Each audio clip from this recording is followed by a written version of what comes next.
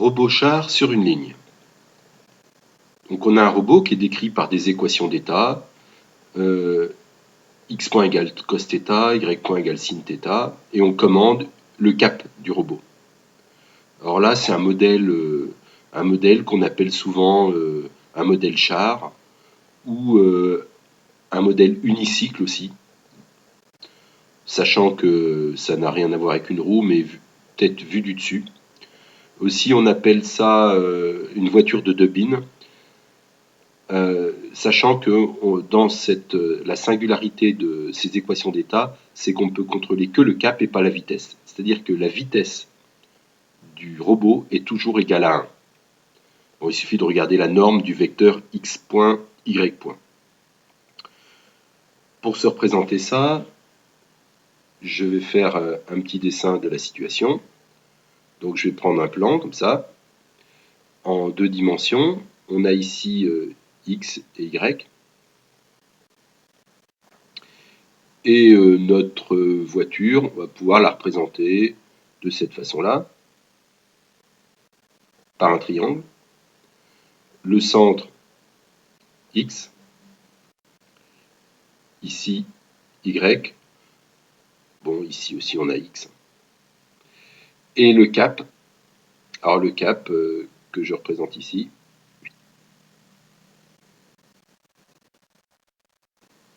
c'est θ. Donc on doit rejoindre une ligne dans cet exercice. Alors la ligne, on peut la représenter par une... Bon, là, voilà.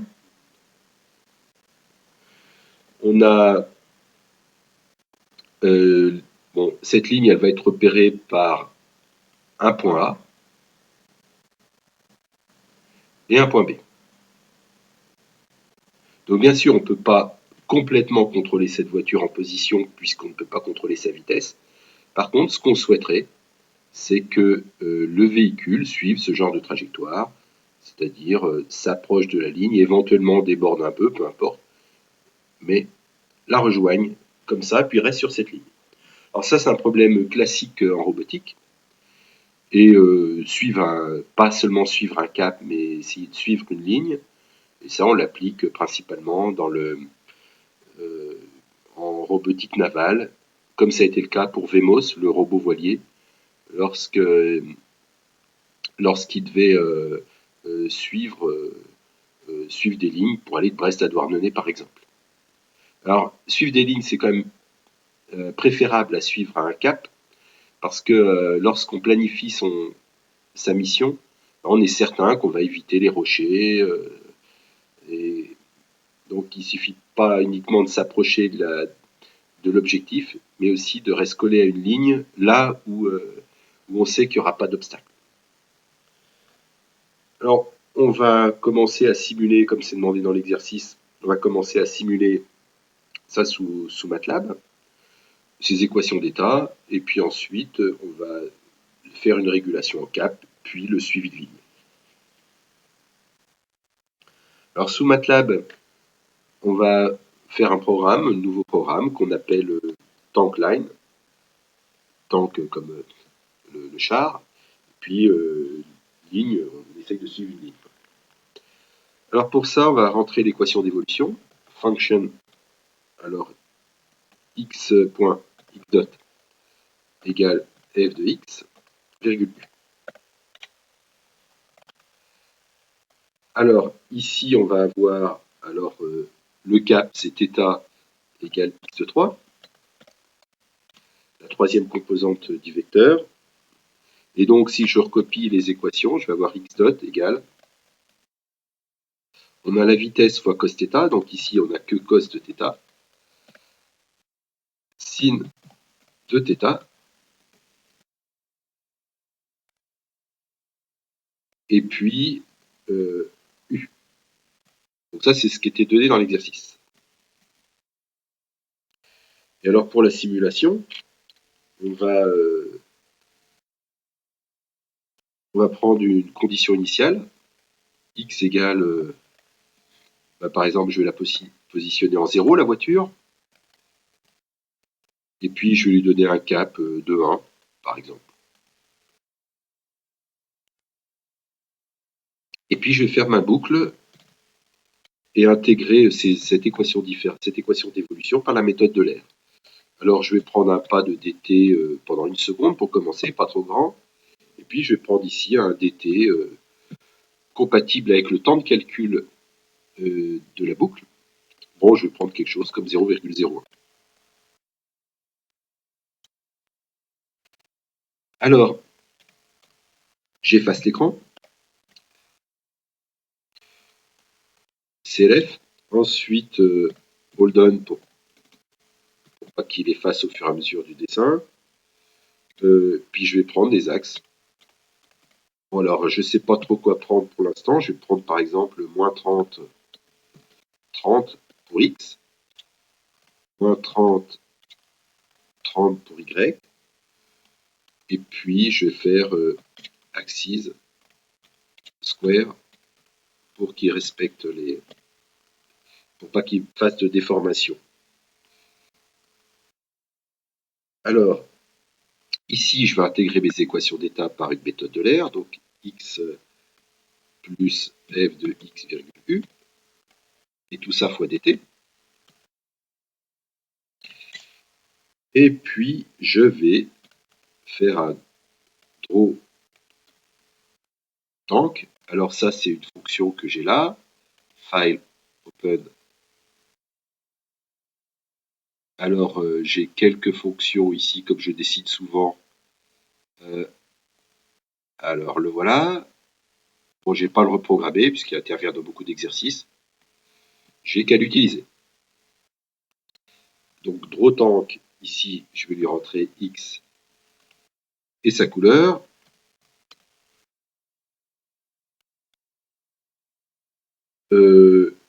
Et puis, je vais mettre un drawNow.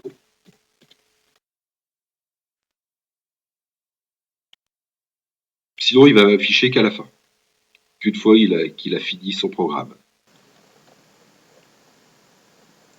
Alors, il faut que je déclare aussi l'entrée. U égale, alors je vais mettre 0 si je veux aller tout droit. Et puis ici, alors il me le souligne parce que, voilà, j'ai oublié un N à la fin. Bon, je vais indenter ça un peu mieux. Je vais faire un smart indent. Hop, bah il a, voilà. Et je vais pouvoir... Donc je lance le programme. On voit qu'il avance. Alors il avance très lentement, pas longtemps. Je vais régler ça tout de suite. Je vais aller 10 fois plus vite que le temps réel. En changeant le dt. Et puis sinon, je vais le faire durer une cinquantaine de secondes. Pour l'entrée, je vais par exemple lui demander de tourner dans le sens direct en mettant un 1 ici. Je lance. Hop, voilà. Bon. Et puis, je vais le faire tourner un peu moins vite dans le sens indirect. Puis, je vais peut-être mettre que 10. Je lance. Alors.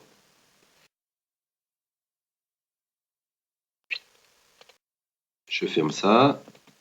Je relance. Voilà. Il tourne à droite comme prévu. Alors, je vais donc devoir faire un suivi de cap. Alors, pour faire le suivi de cap, on va utiliser la fonction d'ANSI. Alors, je vais essayer de rappeler ça. L'idée du suivi de cap, c'est pas le suivi de ligne. Avant le suivi de ligne, on doit effectuer ce suivi de cap. Donc, je vais essayer d'expliquer ça tout de suite. Je vais redessiner mon robot. Alors, le robot, je vais en dessiner un ici. Et ce robot possède un cap que je vais appeler θ.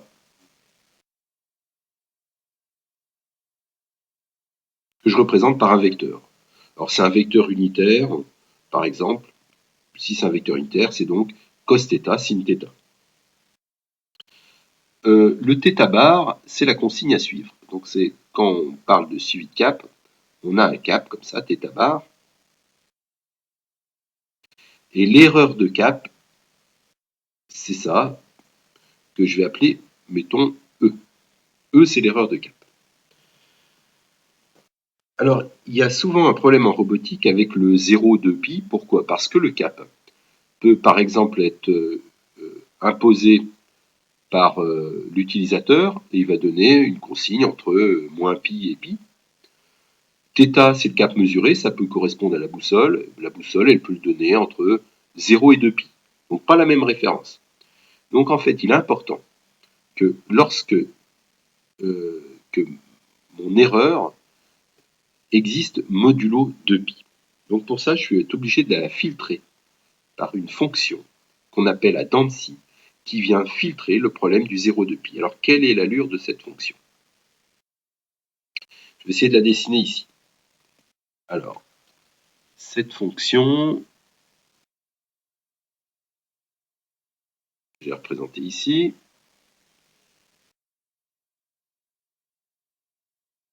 Ici, je vais avoir l'erreur, qui est en radians. Et ici, j'ai l'erreur que je vais appeler filtrée.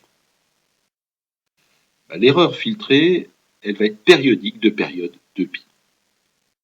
Donc, c'est l'identité entre moins pi, et puis sinon elle se répète.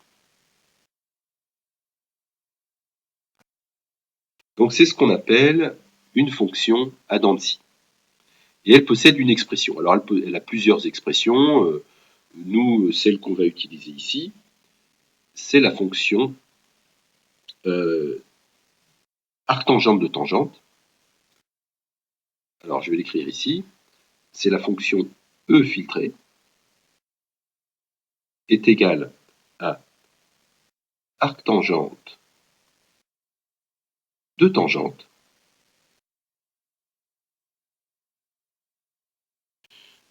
de E divisé par 2. Voilà cette fonction.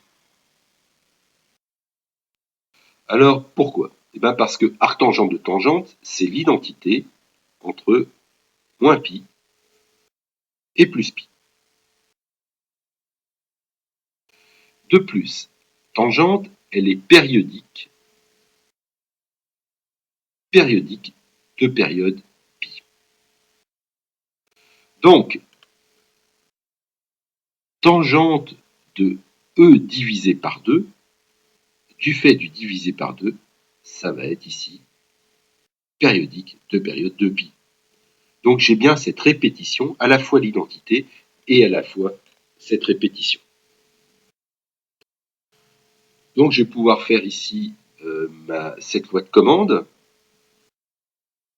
Je retourne donc, alors ici, je retourne donc sur MATLAB et je vais dire directement que l'entrée U égale, alors ça va être arctangente de tangente de l'erreur divisé par 2. À l'erreur, bon, je ferme la parenthèse. Ou alors l'erreur, c'est quoi? On a vu que c'était θ bar moins θ. Alors θ, c'est x de 3.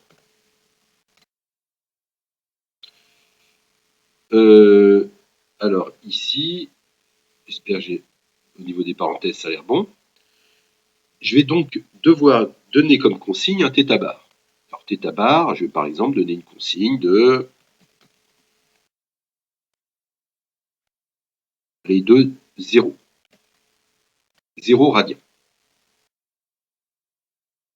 Je vais mettre ici 20. Bon, je lance. Alors ici, il me dit qu'il n'utilise pas, bien évidemment. Je peux le supprimer. Je lance. Et voilà, il va vers 0. Si je lui avais donné une consigne, un peu plus grand là, si je lui avais donné une consigne de, mettons, moins 1 radian, il va vers moins 1. Maintenant, si je lui donne une consigne de moins 1 radian plus 2 pi, il va avoir exactement le même comportement. Il ne va pas essayer de se dérouler pour coller avec le 2pi. Et ça, c'est l'intérêt de la fonction add-onSy. Je peux mettre ici plus 10 fois 2 fois pi, peu importe, il va avoir le même comportement. Le modulo de pi a été filtré. Alors maintenant, question suivante, il va falloir faire une régulation pour suivre une ligne AB. Donc il va falloir que cette ligne soit bien sûr attractive. Bon. Et ensuite, on devra éventuellement proposer un parcours fermé. Bon, on va peut-être pas aller jusqu'au bout, c'est juste pour illustrer le principe. Alors le suivi de ligne. Pour le suivi de ligne, je vais devoir créer une ligne. Alors, pour créer cette ligne, je vais me mettre ici, je vais créer dans le programme principal. Alors ici, je vais mettre init pour qu'il me mette directement en grand écran. Et je vais créer ici A égale, je vais mettre par exemple A égale moins 30, moins 4, bon, pour A. Et puis pour B, je propose de mettre 30 et 6. Bon, j'essaye de les mettre à des endroits différents de l'écran. En fait, je peux mettre n'importe quoi ici. Il ne faut pas non plus qu'ils soient confondus. Voilà pour A et B. Maintenant que j'ai mis A et B, alors je vais peut-être mettre une... pareil, je vais le mettre ici plus dans un coin, celui-là. Pour pas qu'il sorte de l'écran. Moins 1, moins 10. Et puis je vais lui donner un cap, peu importe ici, 4, peu importe.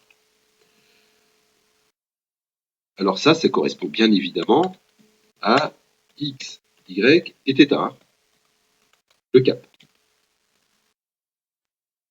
Maintenant, une fois que j'ai ça, je vais tracer ma ligne. Pour tracer ma ligne, bon, je vais le faire juste ici au niveau du tracé. Je vais faire plot de. Alors ici, je vais rentrer la partie d'abscisse. Donc A de 1, B de 1.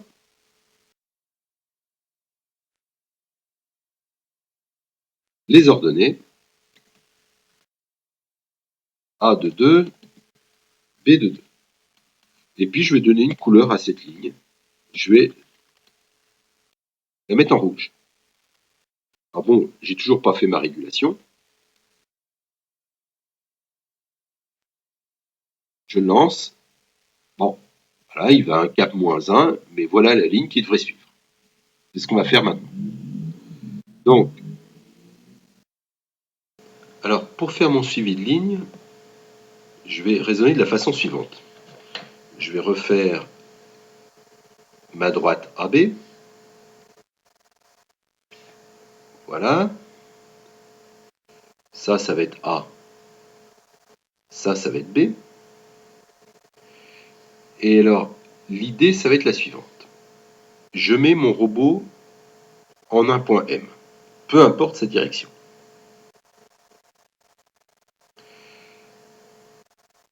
S'il est là, alors le cap θ bar qui va chercher à suivre, il va être comme ça. De façon à ce qu'il se rapproche de la ligne. Donc je rends la ligne attractive. S'il est sur la ligne, par exemple ici, θ bar sera comme ça.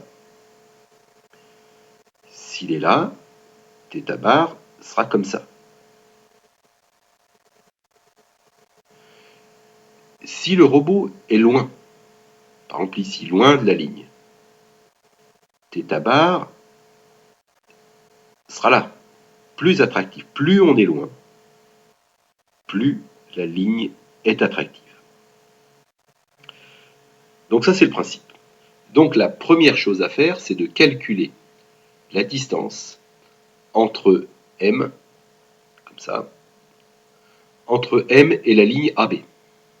Donc cette distance, je vais l'appeler toujours comme une erreur, hein, je vais l'appeler E. Voilà l'erreur. Donc c'est une erreur algébrique. Ici, E, qui dépend donc de la position de mon robot, est positive.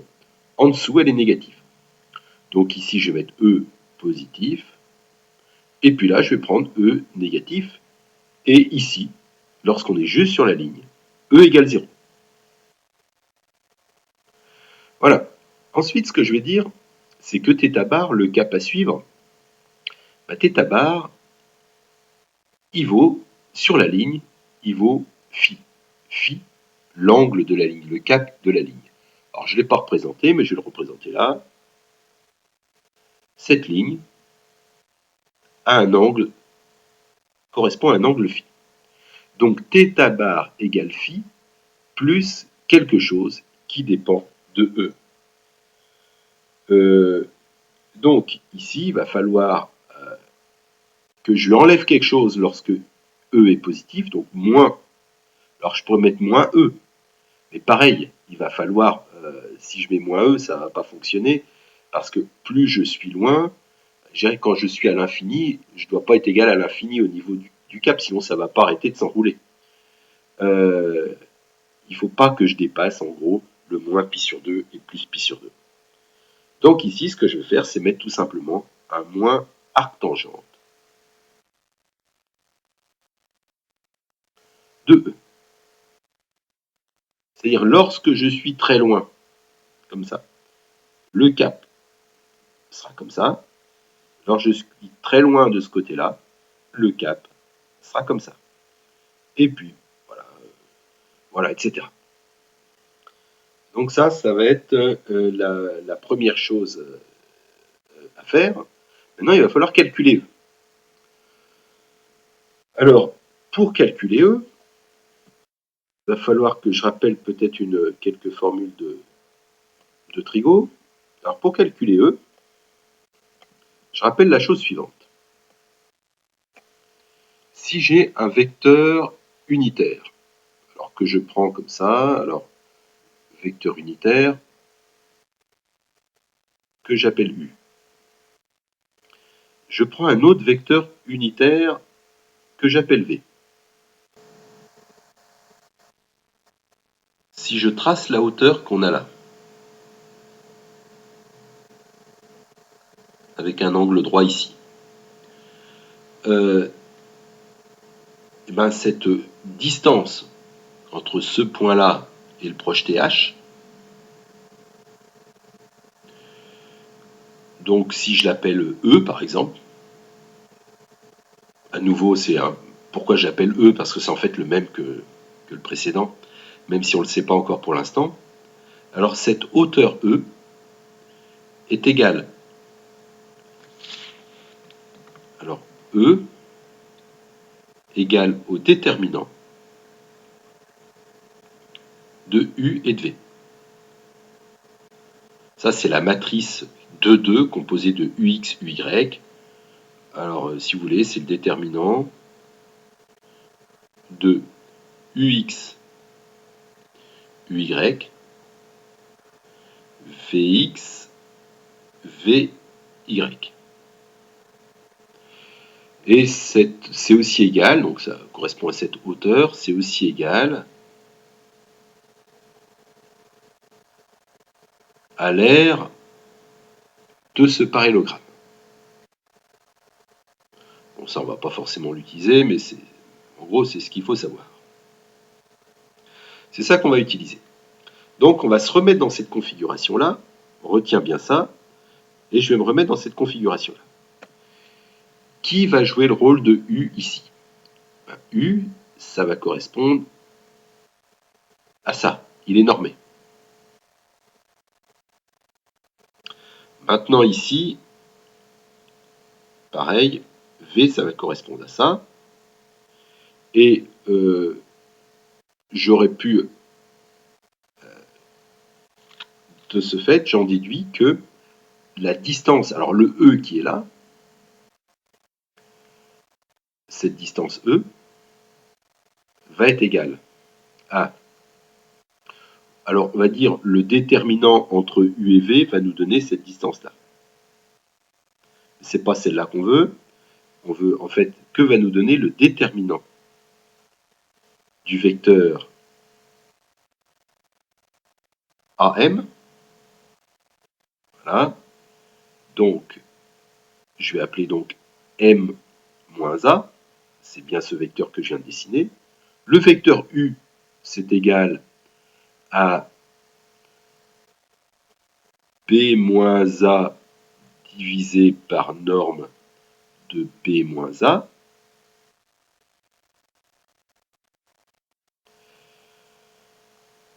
Et donc, ici, ça va me donner l'erreur. Ça va me donner cette distance, en fait. Je vais donc devoir implémenter dans mon programme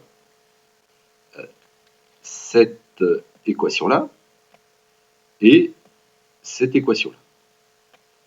Maintenant, il me manque aussi la donnée de phi. Phi, je vais l'avoir directement par les coordonnées de A et de B en disant c'est grâce à la fonction arctangente 2. L'arctangente a deux arguments. Et puis ici, je vais lui rentrer B moins A. Bon, c'est l'argument de B moins A. Donc ça, c'était l'autre. Je vais donc implémenter ces trois équations-là. Et ça me formait mon régulateur. Alors, je retourne à MATLAB. Je vais rentrer ici phi égale arctangente 2. Alors, je suis obligé de commencer par les ordonnées. B de 2 moins A de 2, puis les abscisses.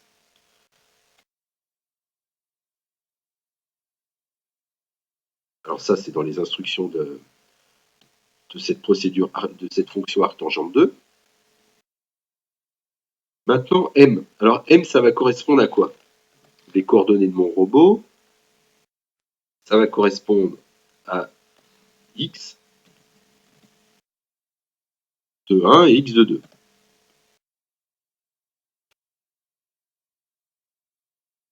Alors ici, je vais rentrer E. E égale. Ça va être le déterminant de... Alors, j'avais dit que c'était B moins A virgule M moins A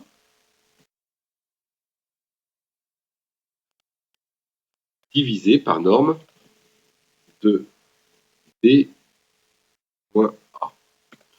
Bon, il était tout à l'heure, il était dans le déterminant. Si je le sors, c'est exactement pareil. C'est juste pour avoir moins de parenthèses. Et ça correspond, alors je vais mettre en commentaire, c'est la distance à la ligne.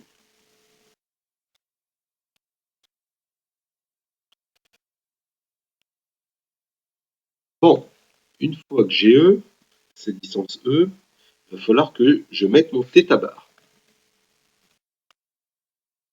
Le θ bar, il vaut phi moins, alors logiquement, c'est bon, arctangent de E.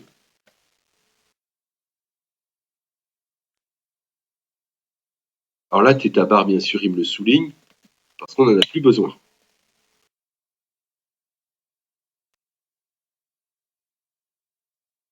Donc je le relance. Voilà, on voit, il suit bien la ligne.